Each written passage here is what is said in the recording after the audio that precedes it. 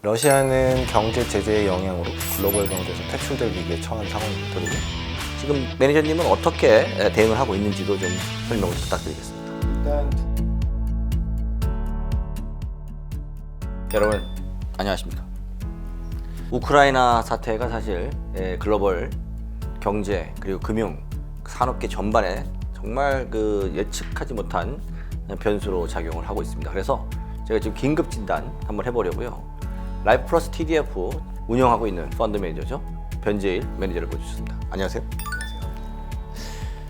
지금 상황에 대해서 조금 간략하게 말씀해 주시면 좋을 것 같은데 어떻습니까 지금? 네, 최근 러시아 우크라이나 사태가 전쟁으로 치달으면서 상당히 좀 심각한 상황으로 가고 있는데요. 일단 사태의 배경을 좀 살펴보면 최근에 러시아 우크라이나 사태는 강대국 간의 패권 경쟁, 자원 생산국으로서의 러시아의 입지, 그리고 우크라이나가 가지는 안보적 가치에 그 러시아와 서방 간의 가치의 비대칭성 등 여러 가지 요인들이 복합적으로 충돌해서 일어난 이슈라고 할 수 있습니다.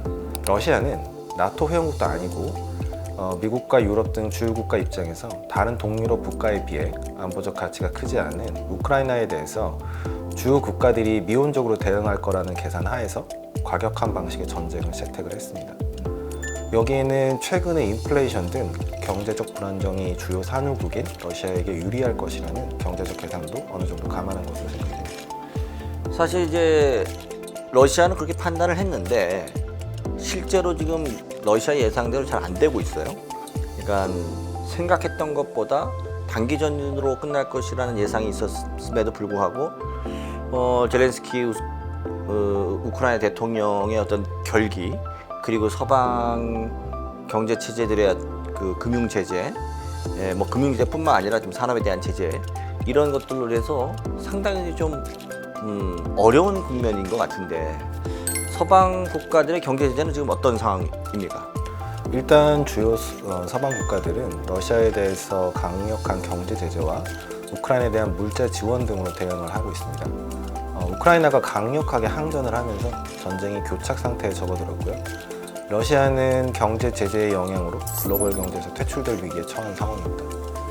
현재 양국 간 휴전 협상이 진행 중이며 아직 뚜렷한 결론은 나지 않은 상황입니다. 사실 이제 이런 해당 이슈로 인해서 사회적으로 또 경제적으로 지금 많은 파장들이 일어나고 있어요. 자본시장에 미치는 영향 조금 상세하게 좀 소개해 주면 좋을 것 같습니다. 연초 이후에 연준의 금리 인상과 긴축 우려가 시장에 반영되면서 주식시장이 조정을 받았는데요. 여기에 추가적으로 지금 러시아 우크라이나 간 지정학적 리스크가 반영되면서 한 번 더 지금 조정을 겪고 있는 상황입니다. 그렇죠. 전반적으로 글로벌 주식시장이 조정을 받는 가운데서 러시아와 지리적으로 가깝고 경제적으로 연관관계가 큰 유럽 시장의 조정이 상대적으로 크게 나타나고 있고요. 또한 원유와 농산물 등 주요 커머디티의 생산지인 러시아와 우크라이나 두 국가 간의 갈등으로 원유와 농산물, 특히 밀 가격이 크게 오르면서 기존의 인플레이션 우려를 더욱더 자극하고 있는 상황입니다. 한마디로 말씀드리면 자본시장에 상당히 아주 많이 부정적인 영향을 끼치고 있습니다. 그렇다면 사실 이제 라이프 플러스 TDF, 우리 회사의 TDF에도 뭐 부정적인 영향을 끼칠 수밖에 없잖아요. 어떤 정도의 영향을 끼쳤는지 좀 구체적으로 한번 설명을 해주십시오. 네, 일단 말씀하신 것처럼 전반적으로 펀드 성과에도 부정적인 영향을 끼치고 있습니다. 우크라이나 이슈가 2월 중하순 정도부터 이제 본격화되기 시작했는데요. 2월에 펀드 성과가 일부 부정적인 효과를 반영을 했습니다. 그래서 주식시장이 상대적으로 하락을 크게 하면서 빈티지별로 마이너스 1.7%에서 마이너스 1.5% 정도의 그 성과를 나타냈고요. 자산별로 말씀을 드리면 글로벌 주식시장의 변동성이 전반적으로 커진 가운데 러시아와 경제적 연관관계가 크고 금융주 비중이 큰 유럽 주요 주가 지수가 크게 하락을 했습니다. 채권의 경우에는 리스크 회피 심리가 강화가 되면서 1월과 2월까지 급격하게 상승했던 금리가 일부 되돌렸고요. 그래서 월간으로 보면 월초와 비슷한 정도의 금리 수준을 유지를 했습니다. 또 하나는 지금 이런 사태와 관련해서 우리 뭐 시장도 그렇고 또 우리 펀드도 그렇고 적절히 좀 대응을 하고 있는지도 투자자들이 궁금해하실 것 같거든요. 지금 매니저님은 어떻게 대응을 하고 있는지도 좀 설명 부탁드리겠습니다. 일단 두 가지 측면에서 생각하시면 될 것 같은데요. 일단 발생한 이벤트에 대해서 리스크 관리에 들어갔습니다. 그래서 펀드는 전쟁 발발 직후에 러시아 관련된 익스포저에 대해서 일부 주식은 빠르게 매도를 하면서 대응을 했고요. 러시아 채권에 대해서는 부도 리스크를 해지한 상황입니다. 현재 펀드 내 러시아 익스포저는 평균적으로 0.2% 내외 수준이고요. 이것도 계속 줄여가고 있는 상황입니다. 전반적인 시장 인식과 그에 따른 대응에 대해서 말씀을 드리면 현재 양국 간 전쟁에 대해서 주요 서방 국가들은 경제 제재로 지금 일관된 대응을 하고 있습니다. 그래서 양국 간의 전쟁이 주요 국가 간의 다국적 전쟁으로 번질 가능성은 상대적으로 아주 낮아진 상황입니다. 이건 상대적으로 아주 긍정적이라고 할 수 있고요.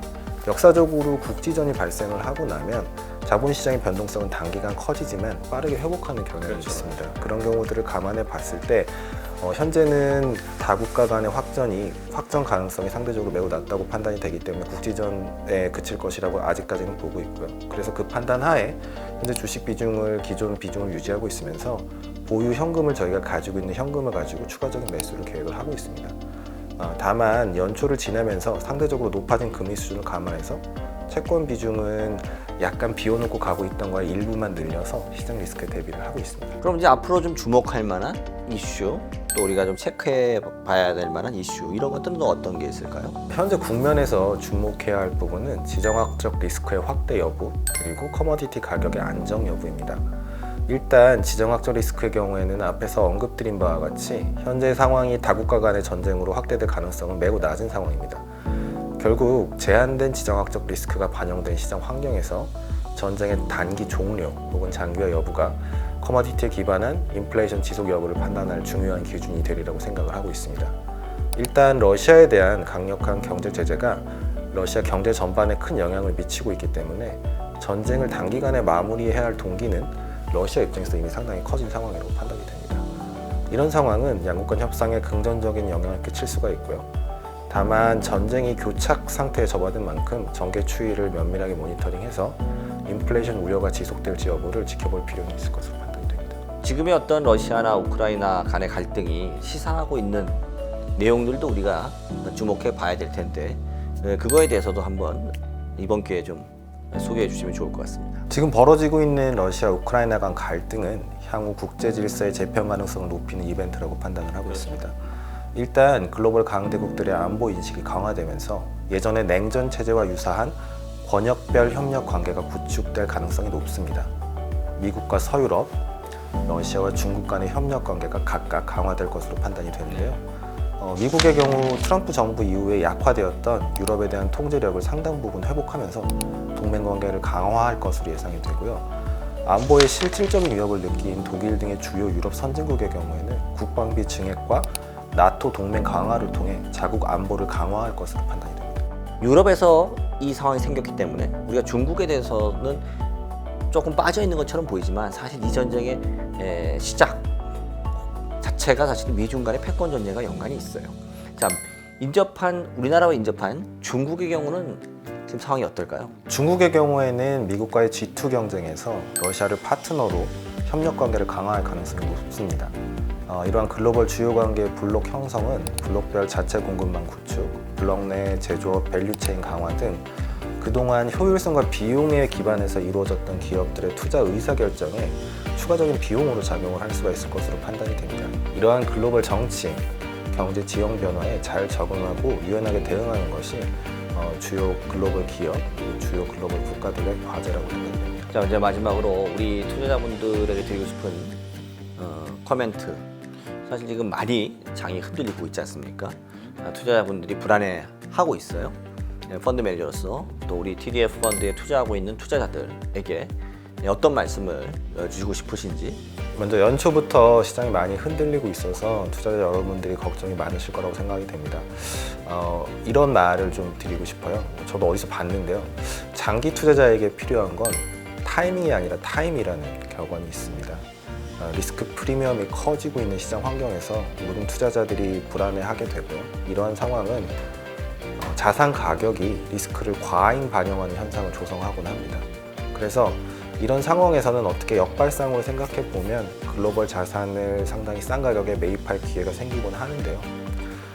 TDF의 투자 목적이 장기 투자를 통한 은퇴 자산의 축적인 만큼 시장 상황에 너무 민감하게 대응해서 투자 계획을 바꾸기보다는 장기 투자 관점에서 저가 매수의 기회로 대응하는 것이 합리적이라고 판단이 됩니다. 흔들리는 시장에서 조금이나마 좀 위안이 되셨으면 하고요.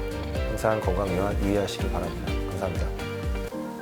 네, 오늘은 우크라이나 사태에 대해서 긴급하게 좀 점검을 해보기 위해서 한화 라이프 플러스 TDF 펀드 운영력인 변재일 매니저님과 함께 시간을 가져봤습니다. 우크라이나 사태를 보면서 많은 것들을 생각하지만 우크라이나 사태 안에 사실 우크라이나는 잘 보이지 않는다는 게 안타까운 현실인 것 같습니다.